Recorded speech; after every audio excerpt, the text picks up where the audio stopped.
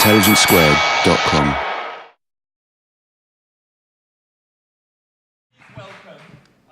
Please welcome Antony Sutch, who's a Benedictine monk and was the master at Downside. Can I just say, Chairman and ladies and gentlemen, it's lovely to be here. I'm slightly in awe of Anne. I totally agree with much of what she said, but she said whited sepulchres. Well, I hate to say it, live off collections that come into church, so please continue to go to church because I need the money. It's as simple as that. And I do care how you vote because I got odds with friends of mine on how you're going to vote, so it is very, very important. And you talk about, Alain, not, the ritual, the repetition of religion. Well, the most repetitive thing of all seems to be, so I'm told, the tax collector. And that, I assure you, is not religious. So let's get away from assuming that all these things you talk about are religious. They're also secular. And may I also say, Grayson, how deeply offended I am that you talk about religious people in dresses. They're happening all over the place.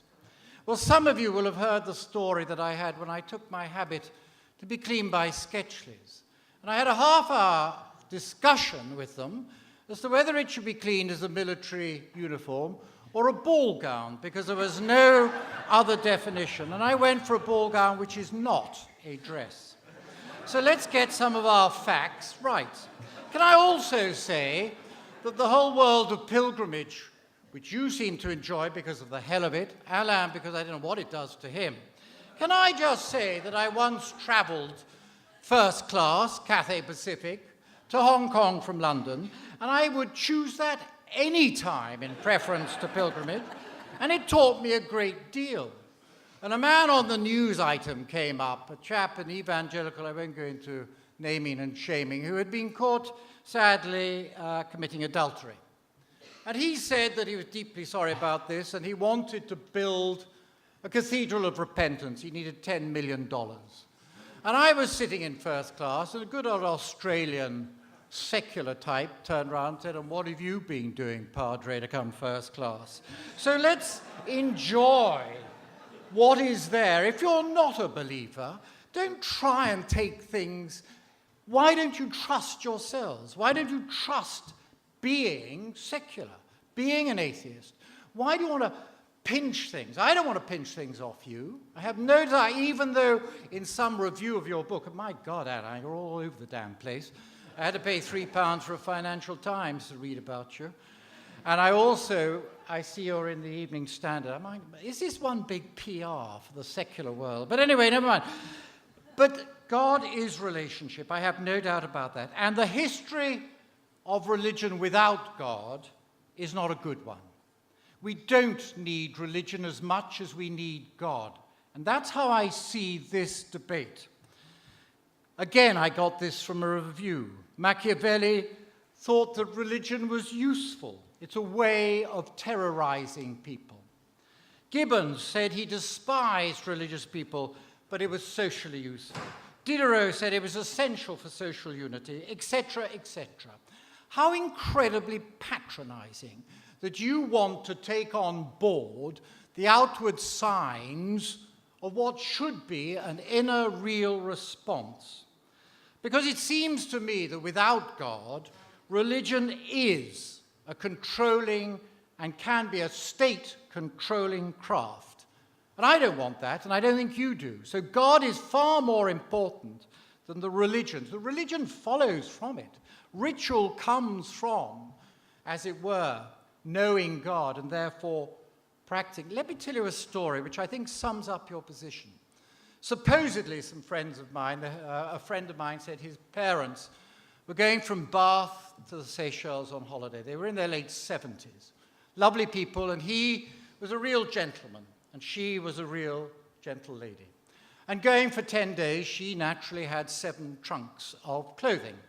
And he, being a gentleman, carried them. And he put them in the taxi. They got to Bath Station. They went up Bath Station. They got onto the train. They got off at Reading. They got onto a bus, and they went. And as they came towards where the check-in desk is some time ago, he was beginning to murmur. And this was very unusual because he was such a gentleman. And finally, he said to her, Darling, he said, why on earth didn't you bring the piano as well? And she looked at him and she said, Humphrey, why on earth should I bring the piano? And she said, because the tickets and passport are still on it. So what you have done is you have left the ticket and the passports on the piano and gone for the journey getting to Heathrow, and it's not good enough. The other thing is, you're a lovely man, Alain, I'm sure of that, and you write the following things, so I'm told. You say religious beliefs are nonsense, but remain indispensable to civilized existence. They are not nonsense. This is an arrogance of the intellectual liberal classes, that people cannot argue intellectually. We can. And a woman called Karen Armstrong, who wrote the day after you wrote in The Guardian last week, is a powerful intellectual woman talking about the existence or the case for God. Let's not be so arrogant as we as religious believers in God have been accused of. Let's not be arrogant. Have you not learned from your religion how arrogance can destroy us? And you say this, religious teaches us to be polite, and I'm sure you are.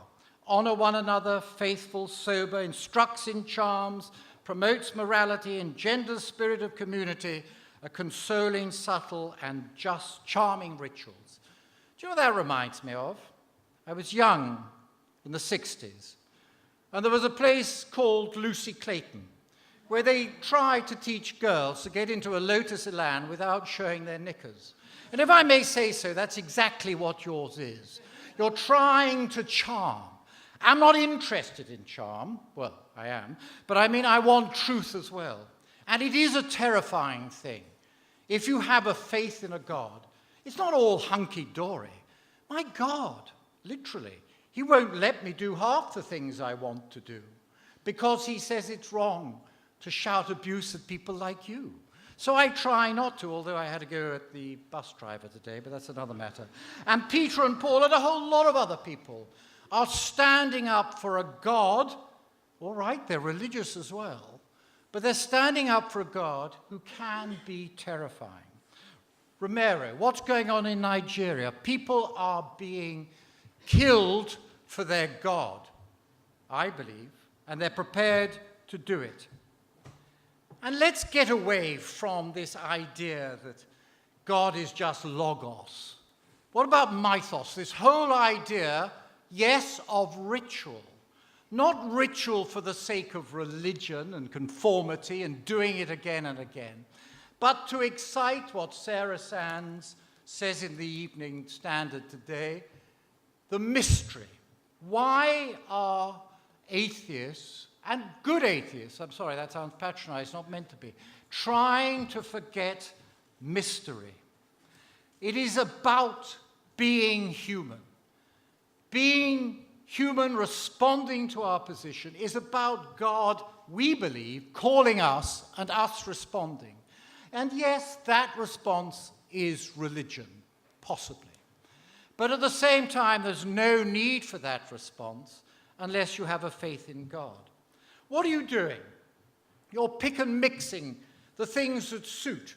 What happens if a set of people don't agree with the pick and mix that the other have? It reminds me so much of that marvelous man, Milligan, Spike Milligan, who wanted everything perfect. And what happens? He comes back from a holiday in Florida, and he's asked by the paparazzi, how did it go? He said, it was absolutely marvelous. No problem at all, he said. Sand for the children, sea for the mother, for the wife, and sharks for the mother-in-law. And that's the sort of thing I think you're trying to do.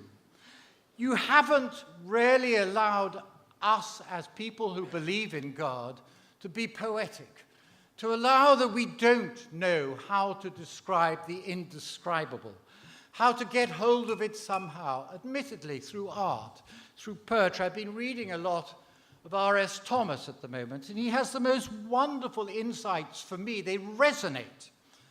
And he goes through various poets in an interview with Graham Turner, in which he talks about the way the poets try to describe what is to them, I suppose, God. But they don't want to use that word. And dear old Einstein, as you know, was a man who believed very much in the whole world of mystery, the mystical, not in your religious way. And he said, I am not religious in that sense unless religion is about the mystic. And it is about the mystic. It's about understanding how we came into being, what our destiny is. And there goes the church bell. That's an absolute typical religious thing. And lastly, but not least, can I just end up like this? I think what you have said is like an advertisement. It's terrifying. What happens is Trevor Bailey, on the last cricket tour of Canada, where they went by boat, spent the whole time downstairs below, drinking. When they came into the Hudson, they finally said to him, Trevor, you've got to come up and see what's happening, dawn. And he came up on deck, and he exclaimed in a loud voice, I can't. I simply can't. And they looked at him and said, what? Can't what? He said, do that. And they turned round, and there was a large advertisement, drink Canada dry. And he couldn't. And I fear what you have done is you're advertising, but you're not getting the substance. There is no religion without God. Thank you very much. Antony, hold it, stay there.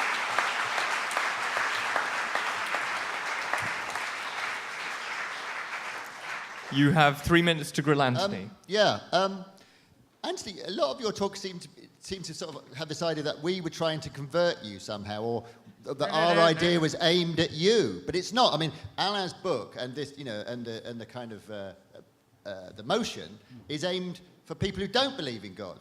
Absolutely. I mean, we're quite happy for you to carry on believing in God and having your. But life, I'm that's saying, fine. But what this idea is because the secular society, without the godless, if you like, are adrift in a well, why certain way. don't they get secular rituals? What is the point Well, that's of what we're calling trying to do! Yeah, but why does he call it religious? I'm not calling it. Well, the debate is about. No, it's about being inspired by. No, it's not. If I can read it to you, the world needs religion.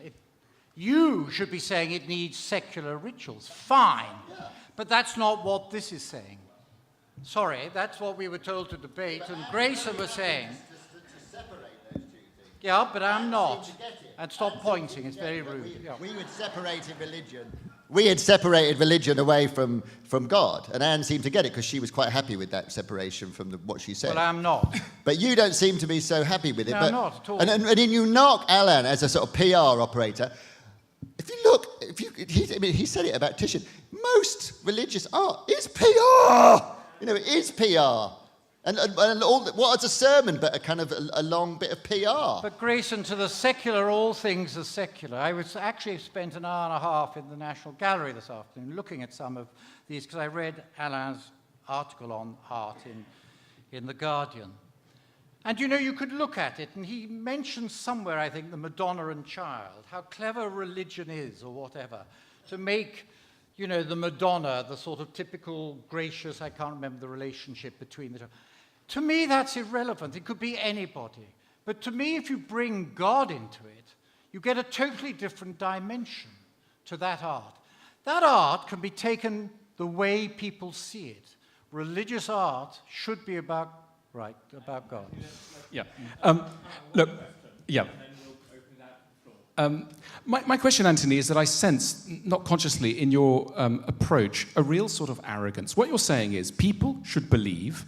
If they don't believe, they're just on their own. Now, 70% of people in the United Kingdom, for reasons that Grayson was saying, etc., can't believe. I can't believe. It's just never struck me as something to believe. And you're saying, let's not make it like a finishing school, which really means, unpicking those words, let's not try to make life merely nice.